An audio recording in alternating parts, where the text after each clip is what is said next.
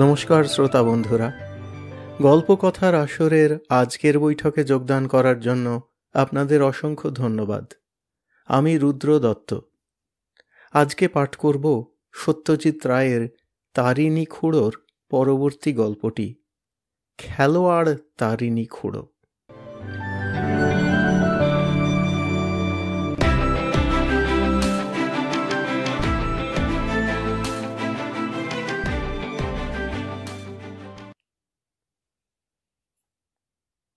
ডিসেম্বরের 29-এ শীতটা পড়েছে বেশ জাঁকিয়ে। সন্ধেবেলা তারিণী খুড়ো এলেন গলায় আর মাথায় মাফলার জড়িয়ে। তোরা মাঠে যাচ্ছিস না খেলা দেখতে? তক্তপোষে বসেই প্রশ্ন করলেন খুড়ো। নাকি দুধের স্বাদ ঘোলে মেটাবার তাল করছিস? তার মানে? জিজ্ঞেস করলাম আমি। ওই টেলিভিশন আর কি, বললেন খুড়ো। লোককে ঘরকুনো করার জন্য অমন জিনিস আর দ্বিতীয় নেই। আমাদের সময় খেলা দেখতে হলে টিকিট কেটে মাঠে যেতে হতো, আর তার মজাটাই ছিল আলাদা। শীতকালের মিঠে রোদে সবুজ রঙের খোলা বেঞ্চেতে বসে সবুজ ঘাসে ঢাকা মাঠে সাদা পোশাক পরা লোকগুলোর কাণ্ড দেখে দিব্যি সময় কেটে যেত। তার মধ্যে দুটো একটা বাউন্ডারি ওভার বাউন্ডারি হলে তো কথাই নেই। মনে আছে দিলওয়ার হোসেনের খেলা জার্ডিনের এমসিসি টিমের এগেনস্টে।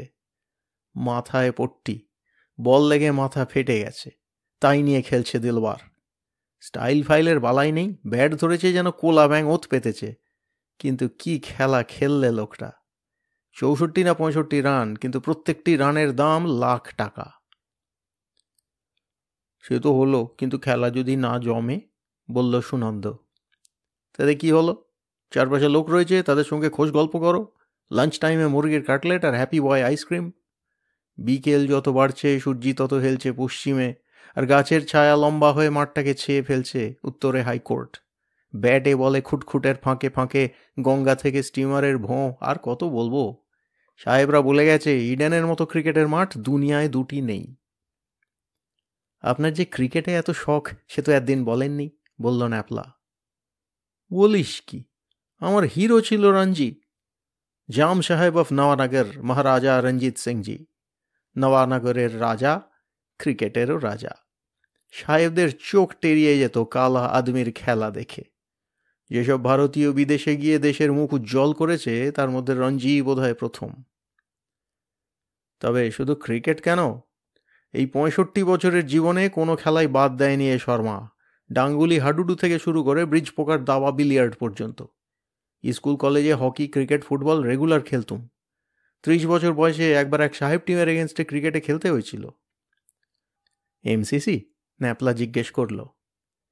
ঠিকই বলেছিস, বললেন তারিণী খুড়ো, তবে এমসিসির বিরুদ্ধে নয়, এমসিসির পক্ষে। ম্যারলিবন নয়, মার্তণ্ডপুর ক্রিকেট ক্লাব, আর বিপক্ষ দলের সাহেবরা প্লান্টার্স ক্লাব। কত রান করেছিলেন আপনি? সে বললে তো পুরো গল্পটাই বলতে হয়। তাই বলুন না, বলল ন্যাপলা। ভূতের গল্প তো অনেক হলো, আজ খেলার গল্পই হোক। ভূত যে গল্পে একেবারেই নেই সেটা অবশ্যই বললে ভুল হবে। আরে বাস, চোখ গোল গোল করে বলল ন্যাপলা, ভূত আর ক্রিকেট, দারুণ কম্বিনেশন। চিনি দুধ ছাড়া চায়ে একটা সশব্দ চুমুক দিয়ে গলার মাফলারটা আরেকটু ভালো করে পেঁচিয়ে নিয়ে তারিণী খুড়ো আরম্ভ করলেন তাঁর গল্প। উত্তরপ্রদেশের উত্তরে হিমালয়ের গায়ে 3500 ফুট এলিভেশনে হলো মার্তণ্ডপুর শহর। নেটিভ স্টেট, রাজার বয়স 52, নাম বীরেন্দ্র প্রতাপ সিং। এই রাজার সেক্রেটারির চাকরি আমি পেলুম ভগবানগড়ের রাজার রেকমেন্ডেশনে। রাজাদের সম্বন্ধে যে যাই বলুক না কেন, আমি তাদের কাছ থেকে যে ব্যবহার পেয়েছি তাতে আমি অন্তত তাদের বদনাম করতে পারবো না। হতে পারে যে আমার কপাল ছিল ভালো, তেমন বিচ্ছু রাজার সংস্পর্শে আমি আসিনি। সে যাই হোক, মার্তণ্ডপুরের রাজা আমাকে যেভাবে খাতির করলেন তাতে খুশি না হয়ে উপায় নেই। সেক্রেটারির যাবতীয় কাজ ছাড়াও একটা জরুরি কাজ আমার ছিল, সেটা হলো এই: বীরেন্দ্র প্রতাপ তাঁর বাপ রাজেন্দ্র প্রতাপের জীবনী লিখবেন, সেই কাজে তাঁকে সাহায্য করা। রাজেন্দ্র প্রতাপ ছাত্র জীবন থেকেই ডায়েরি লিখতেন। সেই সব ডায়েরি পড়ে তাঁর জীবনের নানান তথ্য বার করে একটা খাতায় নোট করে রাখতে হবে আমাকে। ঘটনাবহুল জীবন, তাই কাজটা করতে ভালোই লাগছিল। এই ডায়েরি থেকেই আমি জানতে পারি যে রাজেন্দ্র প্রতাপের জীবনে ক্রিকেট একটা খুব বড় স্থান অধিকার করেছিল। রাজবাড়ির বিশাল কম্পাউন্ডে একটা ক্রিকেট মাঠ রয়েছে, সেটা এসেই দেখেছিলাম। কম্পাউন্ডের অধিকাংশটাই পাহাড় চেঁচে সমতল করে ফেলা হয়েছে। তাতে ফুলের বাগান, ফলের বাগান, তীর তীর করে বয়ে যাওয়া সরু নদী, চিড়িয়াখানা, মন্দির সবই রয়েছে। আর আছে ক্লাব বিল্ডিং সমেত ক্রিকেট গ্রাউন্ড। রাজাকে জিজ্ঞেস করাতে উনি বলেছিলেন সে মাঠে খেলা হয় শরৎকালে। বড় খেলা একটাই হয়, সেটা হলো Martandapur cricket club versus planters club. সে খেলা দেখতে নাকি সমতল ভূমি থেকেও লোক উঠে আসে। আমি যখন গেছি 1949-এ, তখনও অনেক সাহেব প্লান্টার থাকে ওই অঞ্চলে। তারা সব স্থানীয় চা বাগানের মালিক। তার মধ্যে নাকি জনাচারেক ডাক সাইটে প্লেয়ার আছে যারা তরুণ বয়সে দেশে থাকতে কাউন্টি ক্রিকেট খেলেছে, তারপর ভারতবর্ষে চলে এসেছে ব্যবসা করতে। রাজার টিম নাকি রাজেন্দ্র প্রতাপের আমলে খুবই ভালো ছিল, কিন্তু এখন আর তেমন নেই। তাই গত 10 বছরে একবারও মার্তণ্ডপুর জিততে পারেনি। 4 দিন ধরে খেলা চলে। মার্তণ্ডপুরের পক্ষে রান ওঠে না বলে প্রতিবারই নাকি ইনিংস ডিফিট হয়, তাই সাহেবদের এক ইনিংসের বেশি ব্যাটই করতে হয় না। আমি আসার হপ্তা তিনেকের মধ্যেই রাজা একদিন আমাকে এই বাৎসরিক ম্যাচের কথা বলে বললেন, তোমার তো বেশ জোয়ান ছিমছাম সুপুরুষ চেহারা, খেলাধুলোর শখ আছে নাকি? আমি বললাম, আউটডোর গেমস এককালে খেলেছি, আজকাল তাস দাবা বিলিয়ার্ড এইসব খেলি সুযোগ পেলে। তারপরেই রাজা এমসিসি আর প্লান্টার্স ক্লাবের কথাটা বললেন। এখানে ভালো ক্রিকেটারের খুব অভাব, বললেন রাজা। এককালে এমন ছিল না। আমি নিজে অবশ্য কোনোদিন ক্রিকেট খেলিনি, বাবাই খেলতেন, কিন্তু তখন আমাদের দলকে সাহেবরা রীতিমতো ভয় পেত। এখন ব্যাপারটা উল্টে গেছে। অথচ এমনই ট্র্যাডিশনের জোর যে বাৎসরিক ম্যাচটা না খেললেই নয়। আর তো 1 মাস আছে, এবার তুমিও লেগে পড়ো। আমি বাধ্য হয়ে বললাম যে আমার প্র্যাকটিস নেই, কিন্তু রাজা কথাটা কানেই নিলেন না। বললেন, এই 1 মাসে প্র্যাকটিসের ঢের সুযোগ পাবে। তোমাকে গান অ্যান্ড মুর কোম্পানির একটা ভালো বিলিতি ব্যাট দিচ্ছি, বাবা এনেছিলেন বিলেত থেকে, তাঁর এক বন্ধুর কাছ থেকে পাওয়া। কাজের ফাঁকে ফাঁকে একটু হাত চালিয়ে নাও। তোমার কি বোলিং আসে নাকি? বাধ্য হয়ে বললুম যে ওদিকে আমার কোনোদিনও ঝোঁক ছিল না। 5 ডাউন 6 ডাউন নামতুম আর ব্যাটিংই করতুম। তবে ইয়াং বয়সের সে ফর্ম ফিরে পাওয়ার আশা বৃথা, সেটাও জানিয়ে দিলুম। রাজা অবশ্যই এই কথাতেও কান দিলেন না। বললেন, আমার সঙ্গে এসো, তোমাকে ব্যাটটা দিয়ে দিই। প্রাসাদের দক্ষিণ ভাগে একটা বিশেষ ঘরে গেলুম রাজার সঙ্গে। এই ঘরটা হলো যাকে বলে ট্রফি রুম। বীরেন্দ্র প্রতাপ ভালো শিকারী, তাঁর মারা বাঘ, ভাল্লুক, বাইসন, হরিণের স্টাফ করা দেহ আর মাথা রয়েছে এই ঘরে। এছাড়া রয়েছে এক আলমারি বোঝাই কাপ আর মেডেল, তার মধ্যে বেশিরভাগই রাজেন্দ্র প্রতাপের পাওয়া, আর বাকি পেয়েছেন বর্তমান রাজা তাঁর স্কোয়াশ খেলায় কৃতিত্বের জন্য। এরই পাশে একটা আলমারিতে রয়েছে কিছু টেনিস র্যাকেট, স্কোয়াশ র্যাকেট, মাছ ধরার ছিপ, আর বিভিন্ন খেলার সময় পরার জন্য রকমারি ক্যাপ।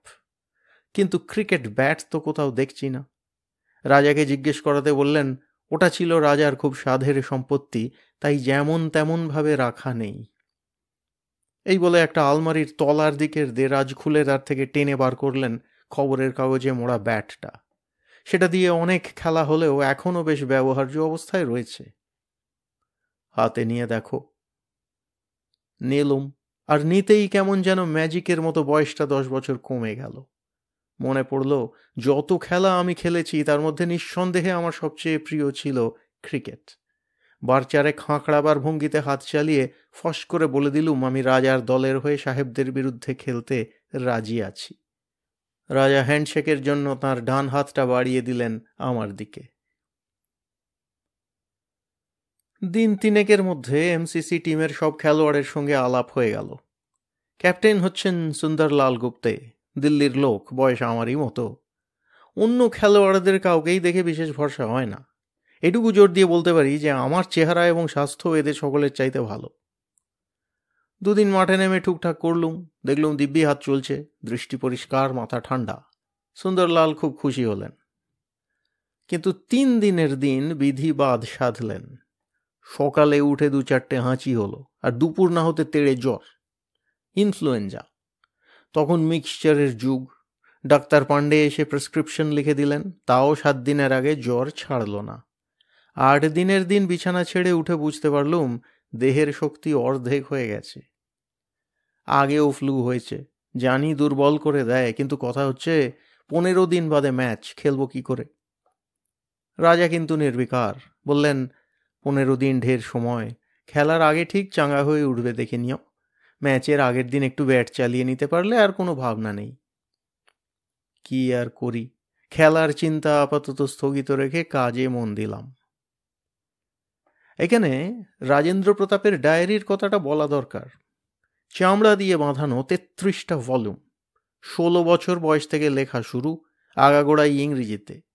গোড়ার দিকে ভাষায় গণ্ডগোল, ব্যাকরণে ভুল ইত্যাদি রয়েছে, কিন্তু 21 বছর বয়সে বিলেত যাবার 6 মাসের মধ্যে ভাষা হয়ে গেছে চোস্ত।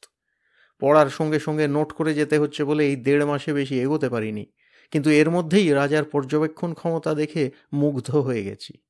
বীরেন্দ্র প্রতাপ অবশ্য 33 খণ্ডের সবকটাই পড়েছেন। তাঁর মতে রাজেন্দ্র প্রতাপের ডায়েরি হল একমে বাদ দ্বিতীয়ম। ভারতবর্ষের কোনো রাজ্যের কোনো রাজাই এরকম ডায়েরি লিখেছেন বলে জানা যায়নি। একটা কথা অবশ্যই এর মধ্যেই আমি বুঝতে পেরেছি, সেটা হলো এই যে রাজেন্দ্র প্রতাপ ছিলেন ক্রিকেটের পোকা। তিনি বিলেত পৌঁছেছিলেন 1901 সালে।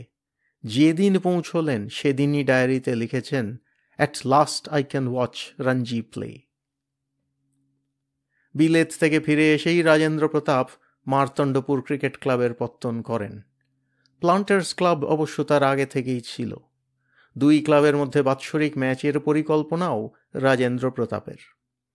তাঁর 35 বছর বয়স অবধি তিনি ছিলেন এমসিসির ক্যাপ্টেন। তাঁর আমলে সাহেবরা নাকি মোটেই জুত করতে পারেনি। তার প্রধান কারণ, অধিনায়ক নিজে ছিলেন ডাকসাইটে ব্যাটসম্যান। বীরেন্দ্র প্রতাপের মতে তাঁর বাবার উচিত ছিল কোমর বেঁধে ফার্স্ট ক্লাস ক্রিকেটে নেমে যাওয়া, যেমন নেমেছিলেন রঞ্জি, দিলীপ সিংজি, পতৌদির নবাব, পাতিয়ালার মহারাজা। কিন্তু ক্রিকেটের চেয়েও বেশি টান ছিল তাঁর সাহিত্যের প্রতি। আত্মজীবনী লিখতে শুরু করেছিলেন, কিন্তু 53 বছর বয়সে হঠাৎ হার্ট ফেল করে চলে গেলেন। বীরেন্দ্র প্রতাপের বয়স তখন 22।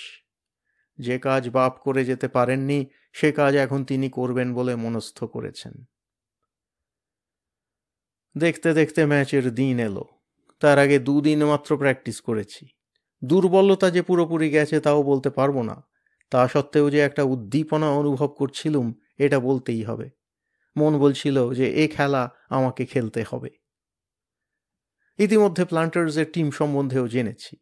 3 জন ভালো ব্যাটসম্যান আছে তাদের মধ্যে, বোল্টন, ম্যানার্স আর উইলকক্স। এছাড়া ভালো বোলার আছে 2 জন, মার্টিন আর ফুলারটন। তার মধ্যে প্রথমটির বলে নাকি বেশ তেজ।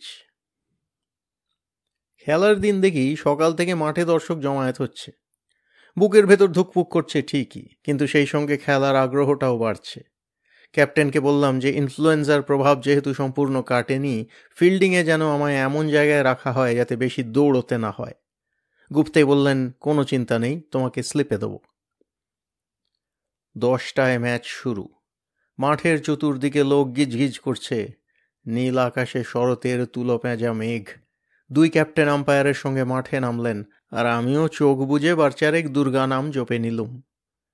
ওদিকে অধিনায়ক জন উইলকক্স সেই টস জিতে ব্যাট করার সিদ্ধান্ত নিলে, আর আমি টাটকা নতুন সাদা প্যান্ট, শার্ট, জুতো আর নীল ক্যাপ পরে দলের সঙ্গে মাঠে নেমে সেকেন্ড স্লিপে গিয়ে দাঁড়ালুম। যাবার আগে অবশ্যই রাজার সঙ্গে দেখা করে গিয়েছিলুম। রাজা আমার হাত ধরে ঝাঁকানি দিয়ে বললেন, কোনো ভাবনা নেই, তোমার ব্যাটে জাদু আছে। কথাটার আসল মানে অবশ্য পরে বুঝেছিলুম। 35 বছর আগের ঘটনা, তাই খুব ডিটেলে মনে নেই, তবে এটা মনে আছে যে সাহেবরা 322 রান তুলে দ্বিতীয় দিন টি এর আগে সবাই আউট হয়ে গেলেন। আমি একটা ক্যাচ লুফে কিছুটা মান রক্ষা করলুম, কিন্তু মন বলতে লাগলো যে এবারও সাহেবদের হারানো গেল না। 350 রান তোলার মতো ব্যাটসম্যান আমাদের দলে নেই। পরপর 10 বার হেরেছে মার্তণ্ডপুর ক্লাব, এবার নিয়ে হবে 11 বার। এমসিসি চায়ের পর ব্যাট করতে নামলো। ওপেনিং ব্যাট ক্যাপ্টেন গুপ্তে আর সুন্দরম বলে একটি মাদ্রাজি। আমি 5 উইকেট গেলে নামবো, এটা আগে থেকেই ঠিক হয়ে আছে। গুপ্তে টুকটুক করে 23 রান তুলে কট আউট হয়ে গেল। তার জায়গায় এলো সালামত হোসেন। বললে বিশ্বাস করবি না, 4:45টার মধ্যে 5টা উইকেট ধড়াধড় কচু কাটা। তখন রান উঠেছে মাত্র 92। 4টে যখন পড়েছে তখনই আমি প্যাড পরে রেডি। 5 নম্বর যখন শূন্যি করে মুখ কালি করে ফিরছে, আমি নেমে পড়লুম মাঠে। কেউ তালি দিলে না। আমাকে কেউ চেনে না, শুনেছেইনি বাঙালিবাবু, কাজেই আমার উপর কেউই বিশেষ ভরসা করছে না। তখনও ওভারের 3 বল বাকি। বোলিং করছে ওদের ফাস্ট বোলার ক্লিফ মার্টিন। আমি গিয়ে জায়গায় দাঁড়ালুম। তখনকার মনের অবস্থা বলে বোঝানো খুব মুশকিল। সকাল অবধি মনে হচ্ছিল যে অসুখের দরুন যে এনার্জিটা হারিয়েছিলাম তার সবটুকুই এ কদিনে আবার ফিরে পেয়েছি, কিন্তু এখন মনে হচ্ছে সেটা আবার লোপ পেয়েছে। ব্যাটটা হাতে ভারী লাগছে, পায়ের প্যাড যেন একটা দুর্বিষহ বোঝা, তাই নিয়ে ছুটে রান করা যেন একটা অসম্ভব ব্যাপার। ওদিকে মার্টিন হেঁটে গিয়ে তার জায়গায় দাঁড়িয়ে বলটা প্যান্টের পাশে ঘষে নিচ্ছে। মন বলছে প্রথম বলেই আমার স্টাম্প হবে চিচিং ফাঁক। তাও কোনো রকমে মনটাকে শক্ত করে মাথা ঘুরিয়ে ফিল্ডটা দেখে নিয়ে ব্যাট পাতলুম ঘাসের ওপর। তারপর ভুরু কুঁচকে চাইলুম মার্টিনের দিকে। সব তৈরি বুঝে সে দিলে স্টার্ট। 14 পা দৌড়ে সমস্ত শক্তি প্রয়োগ করে যে বলটা সে দাগলে আমার দিকে সেটা শর্ট পিচ। কোত্থেকে মুহূর্তের মধ্যে যে মনে সাহসটা এলো জানি না। শুধু সাহস না, সেই সঙ্গে চোখের দৃষ্টি, নার্ভের উপর দখল, কবজির জোর আর হাঁকড়াবার গোঁ, সব মিলে ব্যাট চালানোর সঙ্গে সঙ্গে বল বাবাজি উল্টো মুখে আকাশে উঠে চোখের পলকে ক্লাব ঘরের পেছনে শিরিষ গাছের পাতা ভেদ করে একটা কান ফাটানো খটাং শব্দ করে পড়ল একটা অদৃশ্য টিনের চালের ওপর। খেলায় এই প্রথম ছক্কা, আর তাই না দেখে হাজার পায়রা একসঙ্গে টেক অফ করলে যেমন শব্দ হয়, দর্শকদের মধ্যে থেকে উঠল তেমনি একটা শব্দ। এমন হাততালি ক্রিকেটের মাঠে বড় একটা শোনা যায় না। আর এই হাততালিতেই যেন নদীতে বান ডাকার মতো হুড়মুড় করে আমার সমস্ত উৎসাহ আর কনফিডেন্স ফিরে এলো। এটা ঠিক যে সেদিন নিজের খেলায় আমি নিজেই হকচকিয়ে যাচ্ছিলুম। এ যেন আমি নয়, আমার ভেতর ঢুকে আমার হয়ে অন্য কোনো ক্ষণজন্মা ক্রিকেটার যেন খেলাটা খেলে দিচ্ছে। সব কৃতিত্ব তারই, আমি নিমিত্ত মাত্র। আমার স্কোর হয়েছিল 243 নট আউট, তার মধ্যে 11টা ছক্কা আর 31টা বাউন্ডারি। অন্য ব্যাটসম্যানের ওপর ভরসা নেই বলে ওভারের শেষ বলে শর্ট রান নিয়ে ব্যাটিংয়ের পুরো দায়িত্বটা নিজের ঘাড়েই নিয়ে নিয়েছিলাম। Drive, hook, glance, cut, over the bowler, কোনো স্ট্রোকই আমার খেলা থেকে বাদ পড়েনি। আশ্চর্য এই যে এককালে যখন ক্রিকেট খেলেছি তখন এর অনেক স্ট্রোকই আমার হাত দিয়ে বেরোয়নি। 100 করার সঙ্গে সঙ্গে সাহেবরা এসে আমার পিঠ চাপড়ে দিয়েছিল, কিন্তু 200 বেলায় দেখলুম তাদের সকলের মুখ ফ্যাকাশে মেরে গেছে। পিঠ চাপড়ানোর সামর্থ্যও যেন আর নেই। আমার এমন খেলার পরে সাহেবরা এমন মুষড়ে পড়েছিল যে দ্বিতীয় ইনিংসের 77-এর মাথায় তাদের শেষ উইকেট পড়ে গেল। ইনিংস ডিফিট, কারণ আমাদের টোটাল হয়েছিল 436। 4 দিনের দিন 2:30-টে খেলা শেষ হয়ে গেল। সেদিনই সন্ধ্যায় আমার ঘরে খাটে শুয়ে ভরদ্বাজ বেয়ারাকে দিয়ে একটু দলাই মলাই করিয়ে নিচ্ছি। এমন সময় রাজার খাস বেয়ারা এসে জানালে যে আমার তলব পড়েছে। গেলুম বেয়ারার সঙ্গে। তার ঘরে ঢুকতেই রাজা আমার দিকে চেয়ে এক গাল হেসে বললেন, well Banerjee, how do you feel? আমি অকপটে বললুম, দেখো রাজা, আমি একেবারে বোকা বনে গেছি। সত্যি বলছি, আমি এমন খেলা কখনো খেলিনি, কারণ এমন খেলা আমার পক্ষে সম্ভবই নয়। এর রহস্য ভেদ করার শক্তি আমার নেই। রাজার মুখে এখনো মোলায়েম হাসি। সামনে চেয়ারের দিকে নির্দেশ করে বললেন, বসো। আমি বসলুম। রাজা তাঁর সামনে টেবিলের ওপর থেকে একটা বই তুলে নিলেন। দেখে চিনতে পারলুম এটা রাজেন্দ্র প্রতাপের ডায়েরির একটা খণ্ড। একটা বিশেষ জায়গায় ডায়েরিটা খুলে সেটা আমার দিকে এগিয়ে দিয়ে বীরেন্দ্র প্রতাপ বললেন, এইখানটা পড়ে দেখো। পড়ার আগে ওপরে সন তারিখ দেখে নিলুম। 3রা নভেম্বর 1903, অর্থাৎ বিলেত যাবার 2.5 বছর পর। এবার লেখাটায় চোখ গেল। যা পড়লুম তার বাংলা করলে এই রকম দাঁড়ায়, আজ রঞ্জি তার বন্ধুত্বের নিদর্শন স্বরূপ তার নিজের একটা ব্যাট আমাকে দিল। এই ব্যাট নিয়েই সে সাসেক্সের হয়ে মিডলসেক্সের বিরুদ্ধে 202 রান করেছিল। আমার মতো ভাগ্যবান পৃথিবীতে আর কেউ আছে কি? এতদিন রঞ্জির শুধু নামই শুনেছিলুম। আজ তাঁর মৃত্যুর 16 বছর পরে নিজের খেলা থেকে আঁচ করলুম তিনি কেমন খেলতেন।